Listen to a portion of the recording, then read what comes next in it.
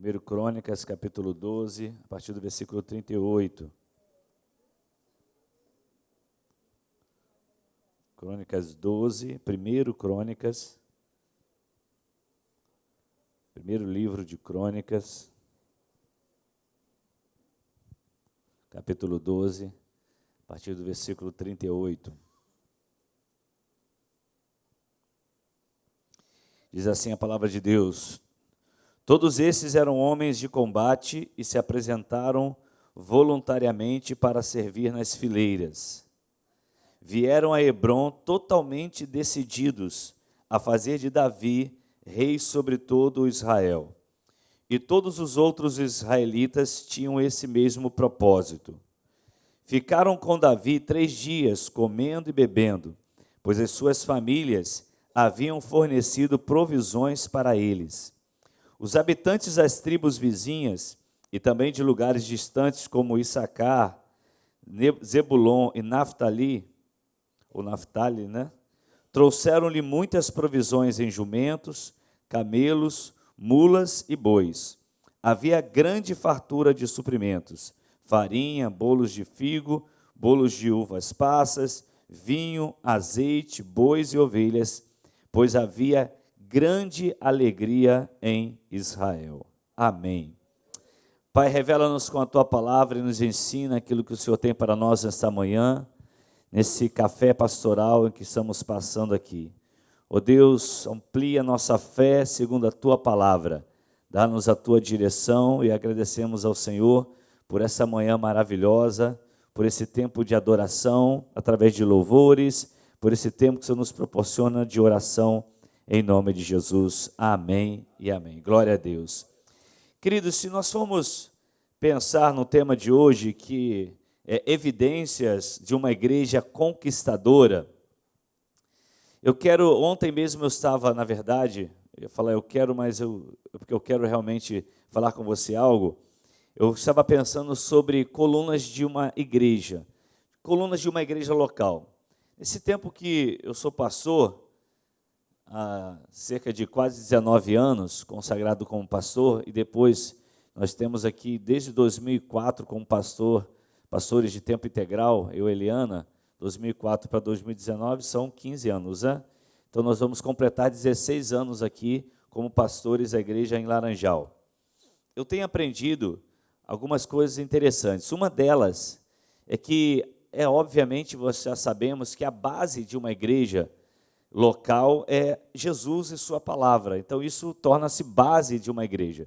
Então, a base de uma igreja, quem sustenta uma igreja, que dá equilíbrio à igreja, que dá direção à igreja, ele é o cabeça da igreja, é Jesus e sua palavra, e nós já sabemos dessa realidade. Porém, há uma coisa que nós temos que aprender. Por cima, o que nós vamos fazer até aqui na igreja, na construção, sobre essas bases, que são essas sapatas que dão equilíbrio, que sustentam, existem as colunas que nós temos que construir. Eu apontei, pela minha experiência, 7 colunas que eu acho como principais de uma igreja local. Então eu quero citar as 7 para você, talvez tenha uma ligação com a palavra que eu vou tentar ministrar hoje. Alguém me ajude depois com o horário aí, ok? Quando faltar 10 minutos para as 9, você me dá só um toque aí. Essas colunas são justamente, a primeira, a oração. Uma igreja que não tem um propósito de oração, seja no particular ou seja no coletivo, ela não vive debaixo da dependência de Deus. Então, eu não estou falando aqui em grau de importância, mas eu creio que a oração é um dos elementos mais importantes na vida de uma igreja. Então, uma igreja que não tem interesse na oração, como eu disse, de maneira pessoal e de maneira coletiva, é uma igreja que não viverá debaixo da dependência de Deus. Uma igreja que, se você não se apresenta como uma pessoa interessada em orar, se você não ora na sua casa, se você não ora no seu particular, se você não ora ao Senhor junto com a sua igreja, junto com a sua rede, se você não tem esse interesse, você é uma pessoa que não vive debaixo da dependência de Deus. Você vive debaixo da dependência de oração de outra pessoa, você vive a sua realidade, você vive os seus conflitos, você vive as suas necessidades, mas não vive debaixo da dependência. Uma igreja que não vive debaixo da dependência de Deus, ela viverá com suas próprias forças, tentando fazer algo. Desliga o celular aí, por favor, querido, se você não está usando o celular, para que não seja buscar o Senhor, ok? Para não atrapalhar quem está servindo ao Senhor e não atrapalhar a sua vida. Senão vai lá para fora e vai ver outra coisa lá fora, que tem coisa mais importante para você então. Então, querida, a oração é uma coisa muito importante na sua vida. Sem oração a igreja não vive. Então, se você, meu querido, não se interessa, se você está assistindo aí, não se interessa em oração, você não é seguidor de Jesus, porque Jesus era um dos exemplos de oração. Jesus orava em todo o tempo. Não estou dizendo que você tem que ser uma pessoa de orar 24 horas, mas você pode estar em estado de oração 24 horas, clamando ao Senhor. Porém, existe aquele tempo que você separa. Tem gente que fala, eu não separo o tempo de oração, porque eu fico em estado de oração, né, em espírito, durante 24 horas por dia. Mentira, não existe isso, que você não consegue fazer isso. Não há como você fazer isso. O próprio Jesus, o próprio Deus, que é Jesus, ele fazia o quê? Ele ia a um monte, ele separava tempo de oração, isolamento, ele se isolava, ele ficava madrugadas em oração.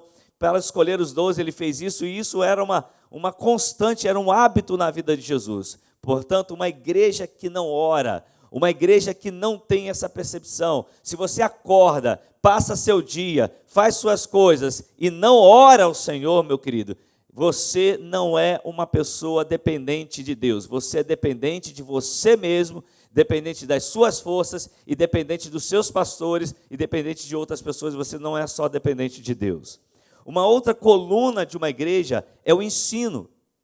E quando falamos de ensino, nós estamos pensando em disciplina. Uma igreja que precisa ser disciplinada, ela tem que passar pelo ensino. Uma igreja sem ensino, ela não tem disciplina.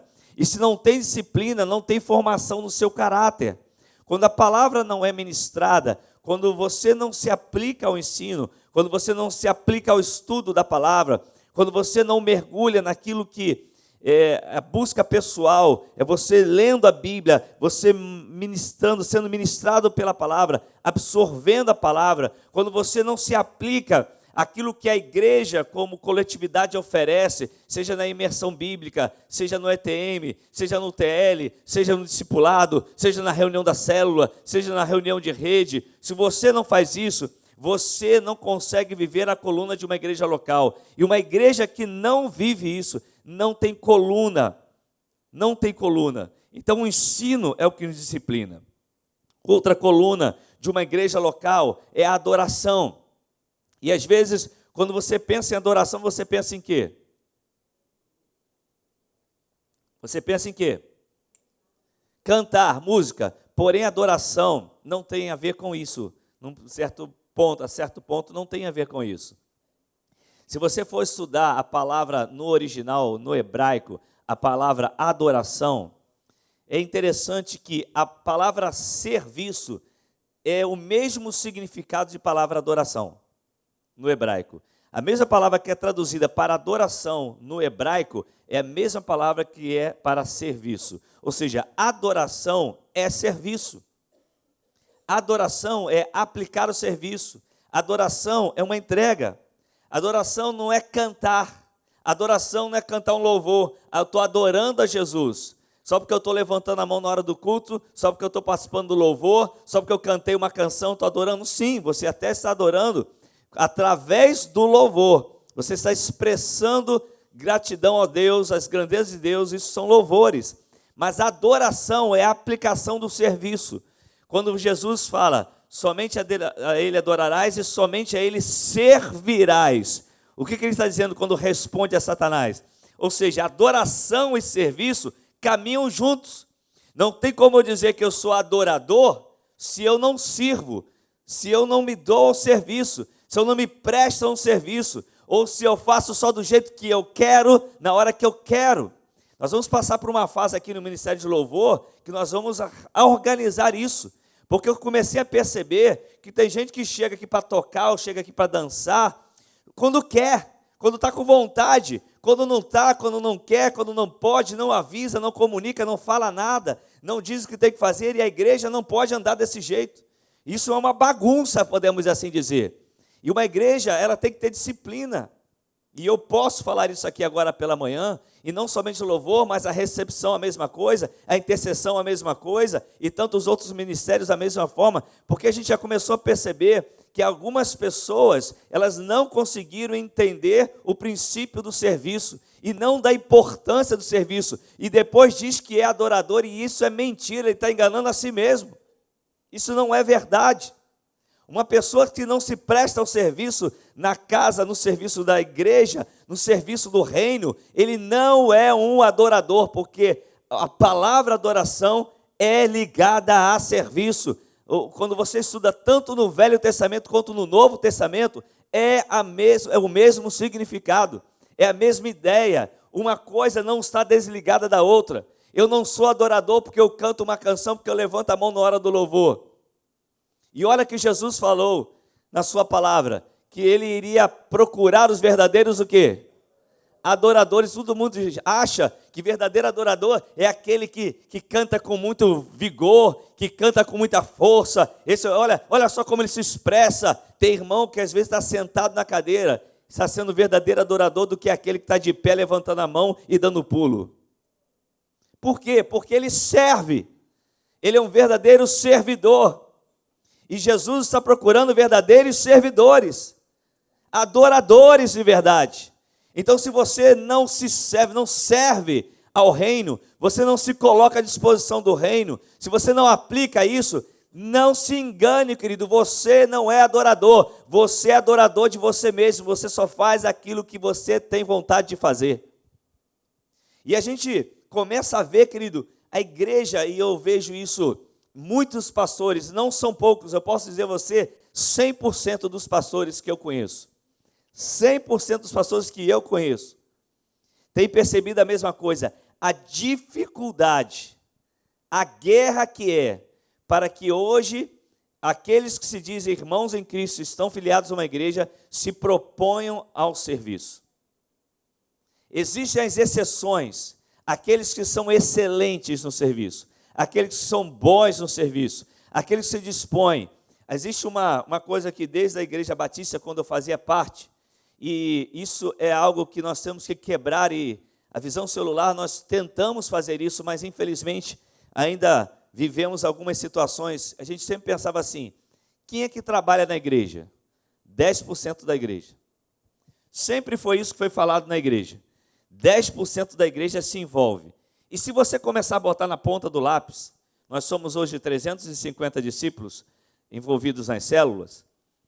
Se você pensar direitinho, quando tem um evento, alguma coisa, pense no número de pessoas que se envolvem no serviço, que se colocam à vontade assim, eu vou servir, eu vou fazer, eu vou realizar, eu vou colocar a mão, eu vou me dar, eu vou me entregar, eu vou me aplicar a realizar. Você pode contar quantas pessoas são? Onde estão os 350? Eu sei que é mera ilusão pensar que nós vamos ter 100% de uma igreja local envolvida, mas é um sonho de todo mundo. A própria Bíblia diz que é desejo de Deus que todos os homens se salvem, mas Ele sabe que nem todos se salvarão. Na verdade, Ele sabe até que a maioria não se salvará. Mas a Bíblia diz que é o desejo de Deus que todos os homens se salvem. Então você imagina, o teu desejo quanto líder que você é que todos estejam no dia da reunião da sua célula. O desejo de um líder que tem esse desejo, o desejo do pastor da igreja é que todos estejam no café pastoral. O mesmo líder que tem o desejo que todos estejam na sua célula, e hoje não está aqui por uma escolha, porque está fazendo outras coisas mais importantes, é claro que tem alguns que estão trabalhando, enfim. Eles nunca vão colher, porque nunca plantam aquilo que pretendem colher. Nunca vão colher. Aquele líder de ministério nunca colherá isso. Por quê? Porque não planta isso.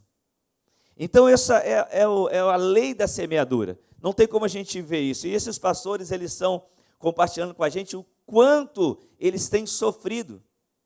E aí se percebe, eu já percebi uma coisa aqui no nosso meio, queridos. Eu já percebi.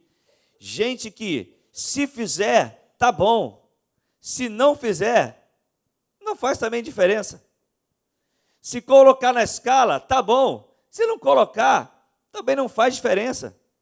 Não sou preocupado com isso.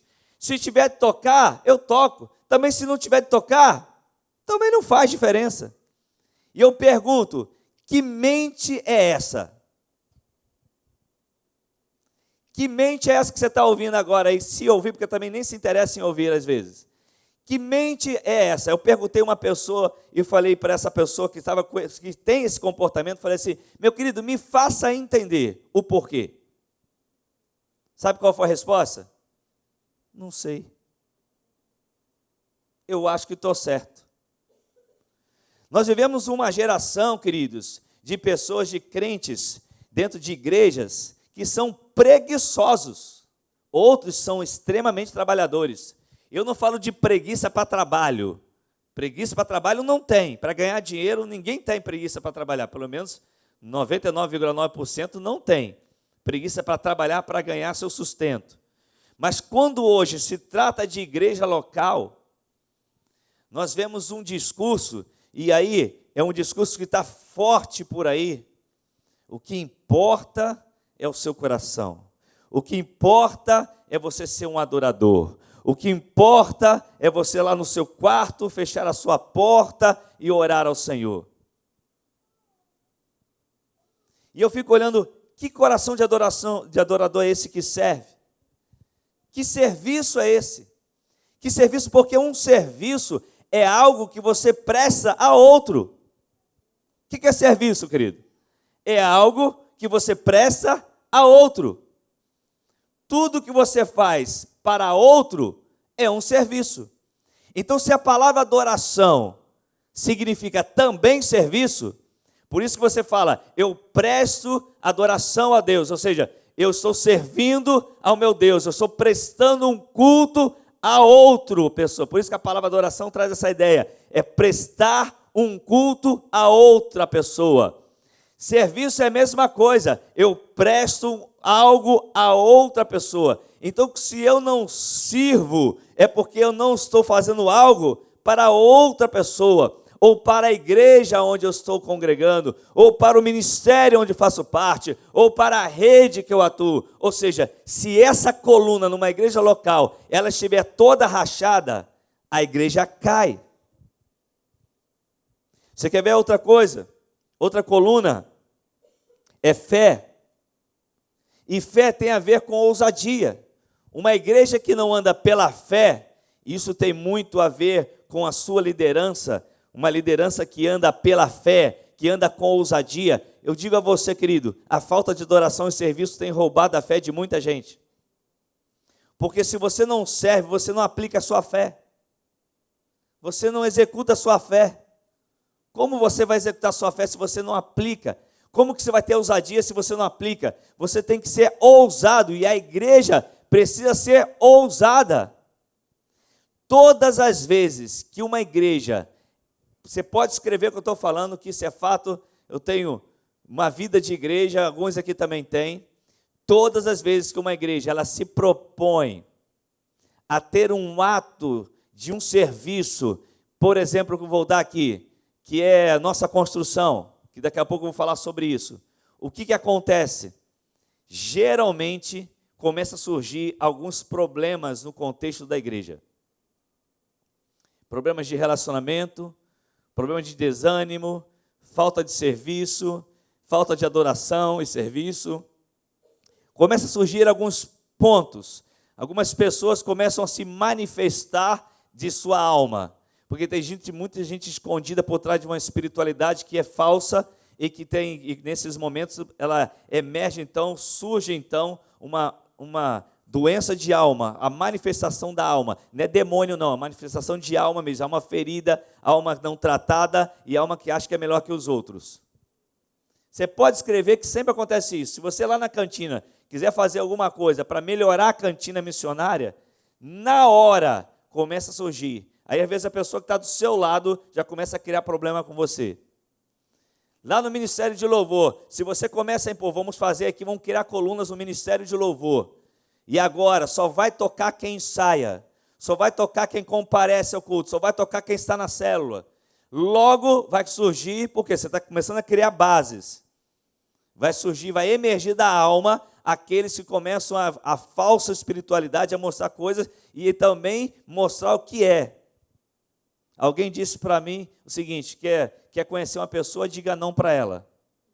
Você não pode tocar, você não vai poder dançar, você não vai poder ficar no som, você não vai poder ficar na recepção. Conheça essa pessoa a partir daí. É só você falar não para ela. Uma igreja que não anda com fé, com ousadia, ela não alcança. Então nós somos aqui, nós vamos começar a construção. Temos recursos para começar? Temos, mas são poucos diante da realidade dessa obra. Humanamente falando, não temos recursos para construir. Temos recursos e bons recursos para começar.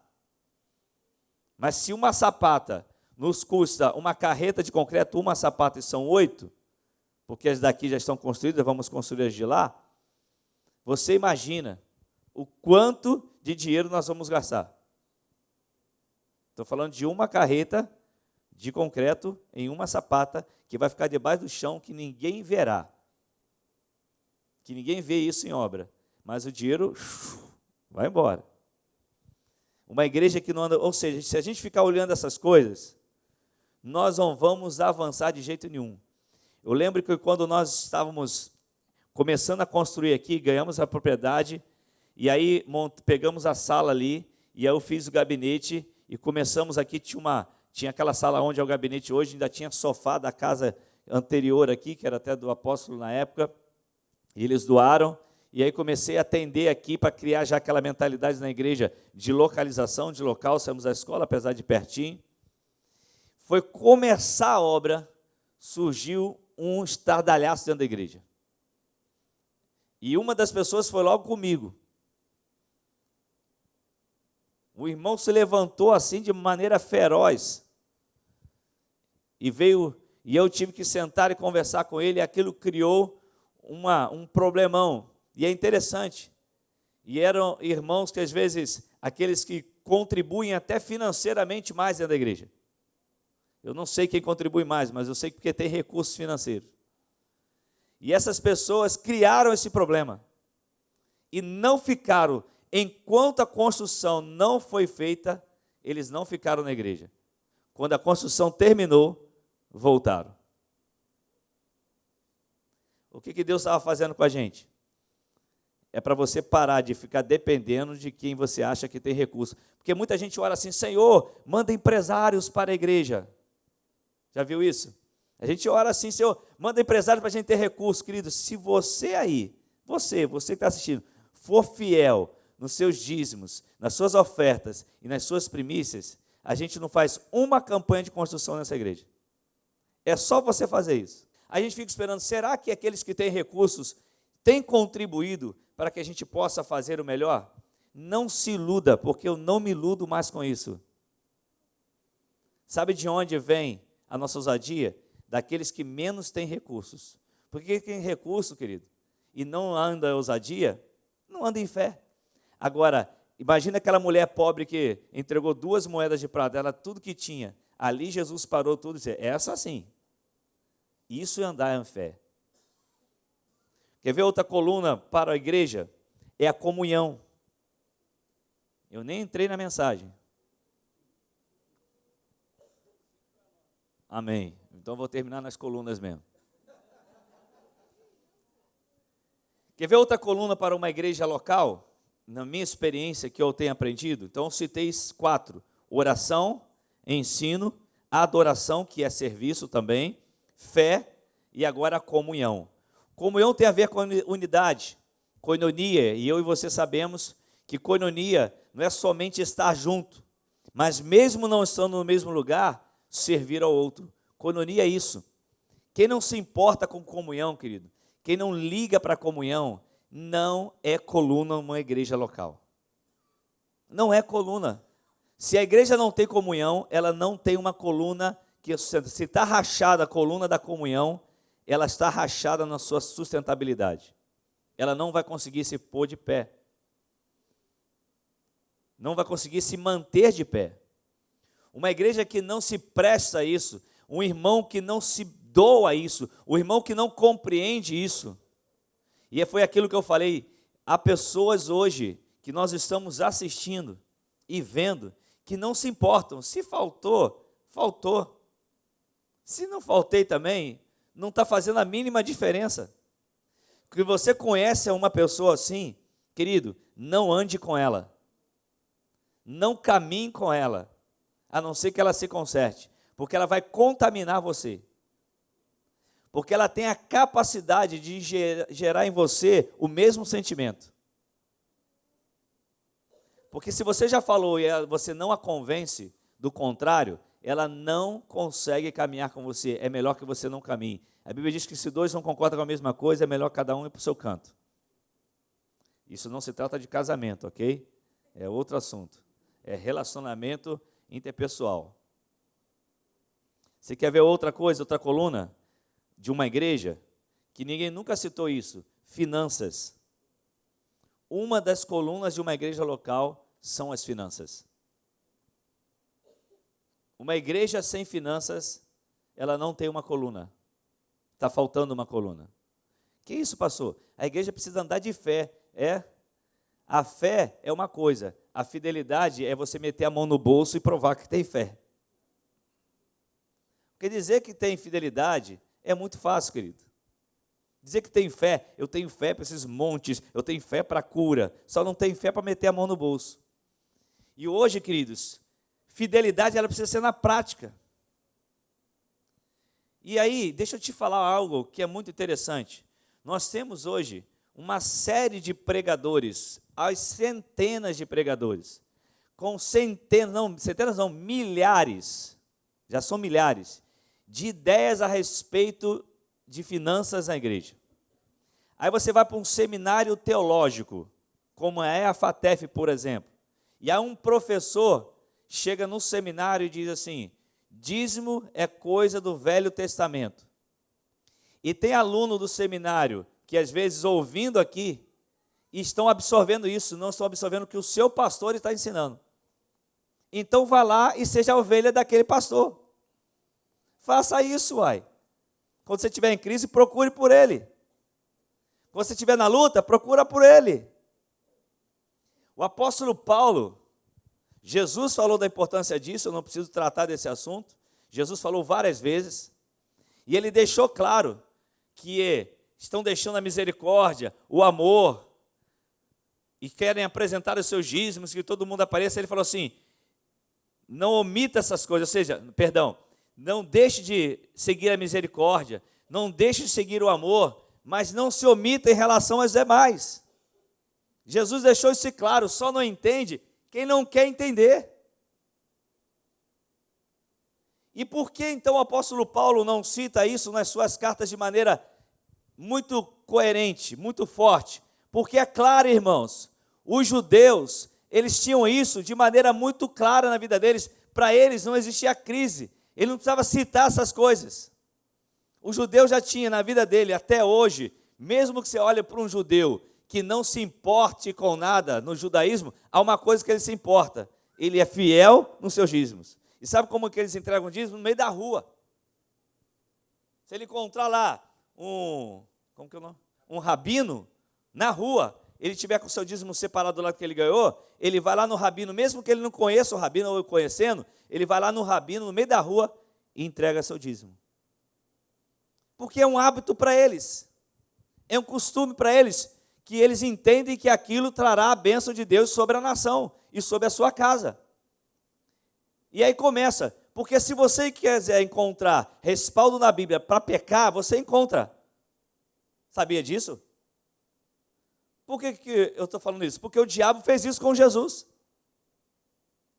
Basta o seu coração estar voltado para o pecado.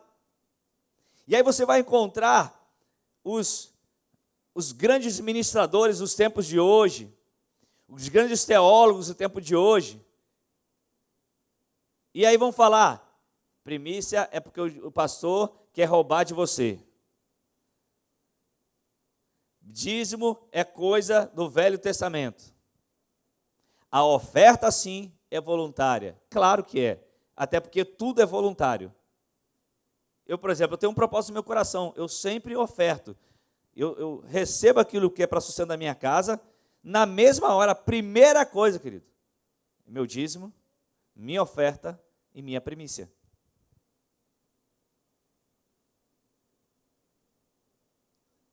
Se dízimo é 10%, você pode ser o exemplo do seu pastor aqui, falo para a glória de Deus, falando isso como exemplo. É mais do que 20%, querido, na minha vida. Se juntar dízimos, oferta e primícia, talvez chegue a 30% daquilo que eu recebo. O que eu tenho que você não tem? Ou o que você tem que eu não tenho?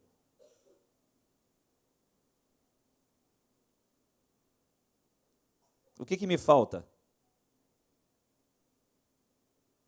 Chego lá em casa agora, tem arroz, tem feijão, tem todo tipo de frango na geladeira. Está quase um puleiro. Peixe acabou. Tem tudo que eu preciso. Meu filho tem o que comer. Meu filho tem o que vestir. E sempre foi assim. Você acha justo, meu irmão? Com sinceridade. Eu, que não sou dizimista. Eu estou falando da forma humana, tá bom? Se você é o juiz agora, humanamente falando, utilizar esse microfone.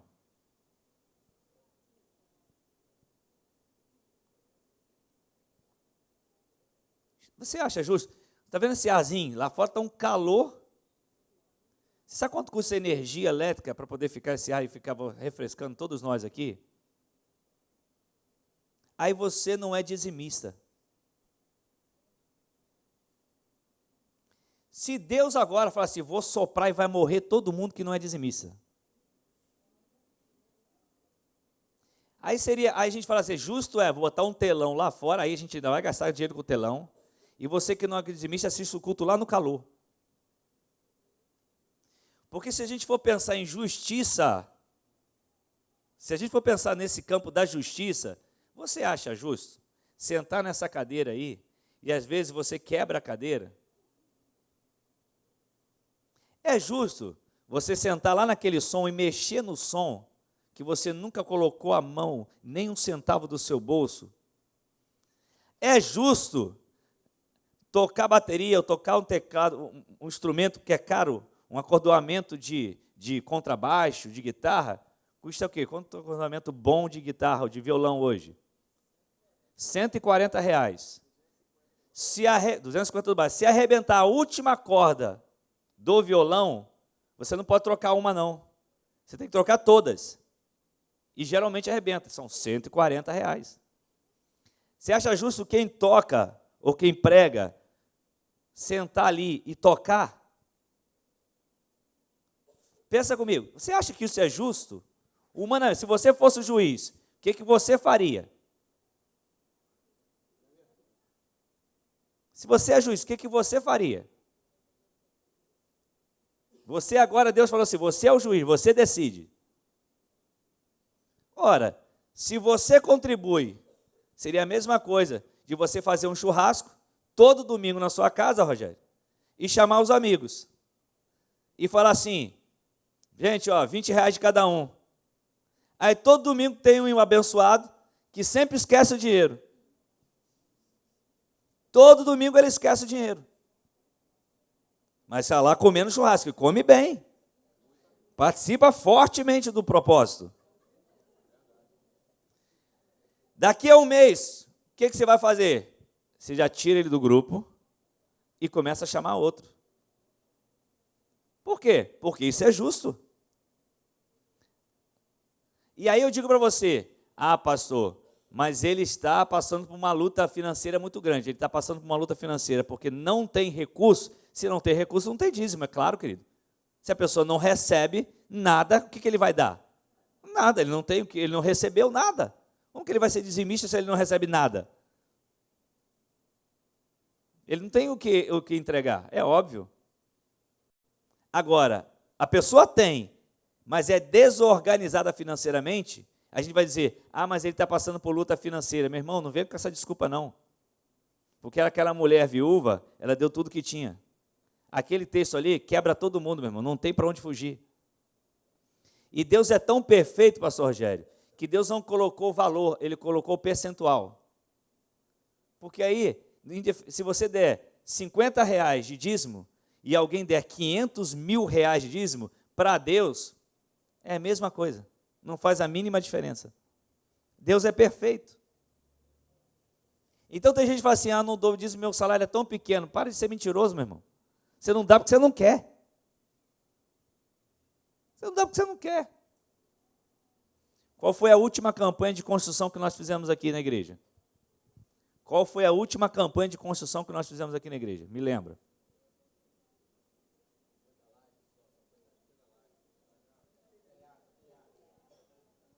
Foi do telhado. Que a gente falou assim, temos que comprar X telhas. Vamos levantar um dia uma oferta. Tirando essa, qual foi a outra que você lembra? Só da construção disso aqui, que já faz mais ou menos o quê? Uns 8 anos, 7, 8 anos já. Vamos completar 8 anos agora, eu acho. A televisão foi... Passou Jorge paulada na hora. Aí resolveu tudo. Eu não tenho essa coragem não, tá, irmãos? Por quê? Porque isso aqui é bem administrado, queridos. É bem administrado. Então eu passo por cerca de 30 pessoas na prestação de contas. E não é família, amigo, filho, não, querido. Pedro Henrique me perguntou, falou uma coisa muito interessante para mim. Se é coisa de família, eu vou falar agora, né? Falou para mim ontem, falou assim, pai, isso deve ter a maior decepção de eu não ser pastor, né? Olha o que ele falou para mim. Eu falei, quem te falou isso? Porque a gente falava, a gente estava conversando sobre o futuro, né? E eu já falava assim, ó, daqui a algum tempo, eu conversando com a família, a gente na mesa batendo papo, é bom quando a Sky para de funcionar, né? Aí a mesa funciona melhor. Aí a gente começou a conversar, conversamos ontem. E eu falava, a gente batendo papo, falava assim, olha, eu já estou com 50. Daqui a 10 anos, provavelmente a igreja não atura mais a gente. Porque a gente vai ficando chato. É verdade, queridos. Eu já assumo, a gente começa a repetir a mesma história, contar a mesma coisa. Você pode ter certeza que já está batendo biela, meu irmão. Já está, a pessoa começa a contar toda hora a mesma história, já está amarrado. Velho. Não, pensando bem, querido, só faltam 10 anos para ser assim, meu irmão. Seu filho já tem 20, querido. Já tem 12. É. E eu falei assim, vai chegar uma hora que eu e sua mãe, falando para ele, nós vamos ter que ter a consciência que chegou a hora de outro. Nós vamos ter essa consciência, a gente tem que ter essa consciência. E aí a gente tem um problema, eu não tenho INSS, querido. Eu vou me aposentar de quê? Falei, agora a gente tem que começar, já era para ter pensado isso há muito tempo, né? Na verdade, isso é relaxamento o nome disso, né? Por quê? Porque se a gente cair doente hoje, como é que faz? Quem vai sustentar a igreja? Até quando vai? Os remedinhos começam a ficar mais caros, irmãos. E constante. E aí ele falou assim, e eu falei assim, vai chegar a hora que tem que vir outro. A gente falando sobre a igreja, sobre a vida da igreja. Aí ele foi e falou isso que eu falei. Eu falei, mas quem te disse isso que eu quero que você seja o pastor da igreja? E até porque não sou eu que decido isso. Quem decide isso é a igreja. Nós não somos pastores de igreja como um negócio que passa de pai para filho. A igreja para nós é ser pastores mesmo. Se eu quisesse fazer isso aqui de um negócio, eu fazia meus filhos pastores. E aí quando eu fosse ser substituído, colocava eles. Os colocava como pastores para manter o negócio.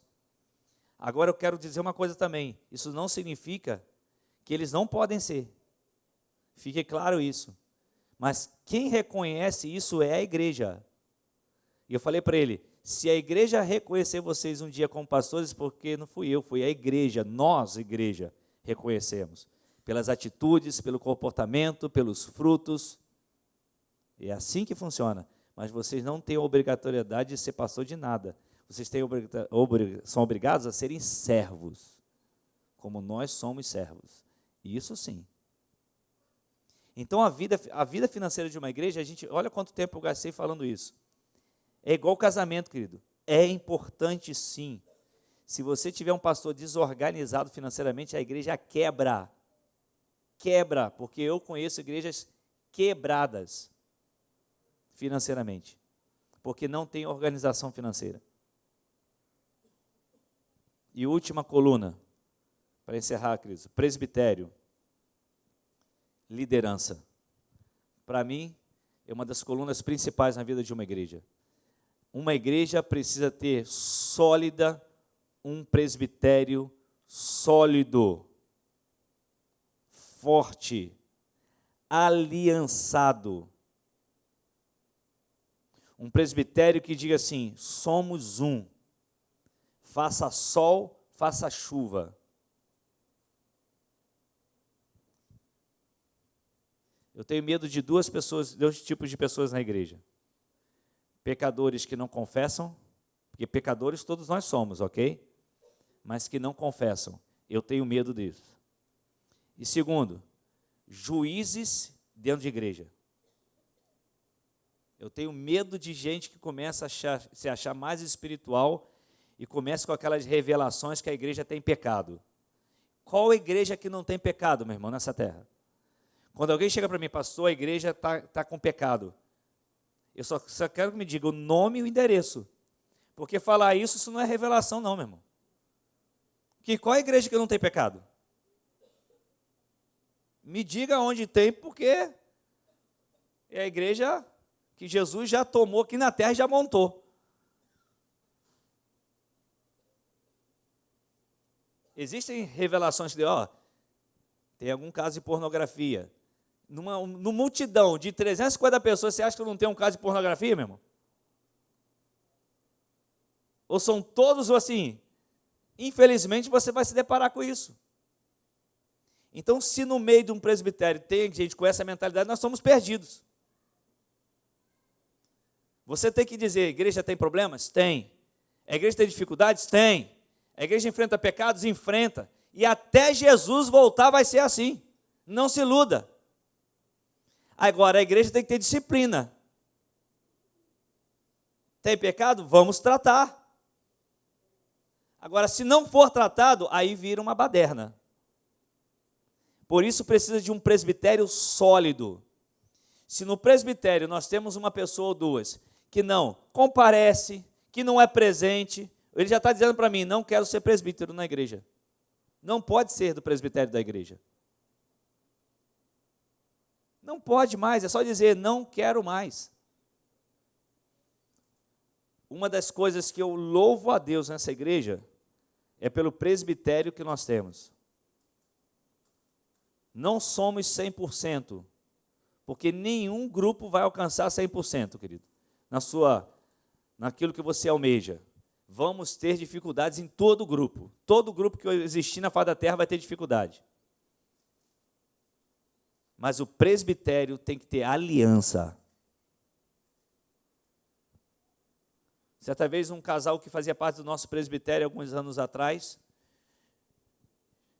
começou a dar sinais, já estava escapulindo. Aí você já começa a perceber, você vê um sinal, não aparece mais, chega atrasado nos cultos, o tempo todo. Se tiver de fazer alguma coisa, faz. Esse sinalzinho já é o sinalzinho que já está saindo pelas mãos, já está escorregando. Aí eu gosto de fazer igual Jesus falou, igual para Judas. Meu irmão, o que tem que fazer, faça logo. Não demora, não. Jesus falou para Judas, o que você tem que fazer, faça logo, resolve logo a situação. E aí esse casal estava assim, dando esses sinais. Não vem o café pastoral, não se importa também se não vier, e tal, você está ouvindo? É você mesmo. Se tiver de estar no ministério, tá. Se não tiver de tocar ou dançar ou fazer o que tem que fazer, também já está te dando os sinais. Aí eles ficaram nessa linha aí. Aí começou a deixar a célula. Aí sentou com a gente para conversar. Eu já sabia e imaginava o que era. Pastor, nós temos algo para contar para vocês, que Deus me deu uma visão. E nessa visão, a laje da igreja caía. falei, só que eu já estou vendo o histórico, né?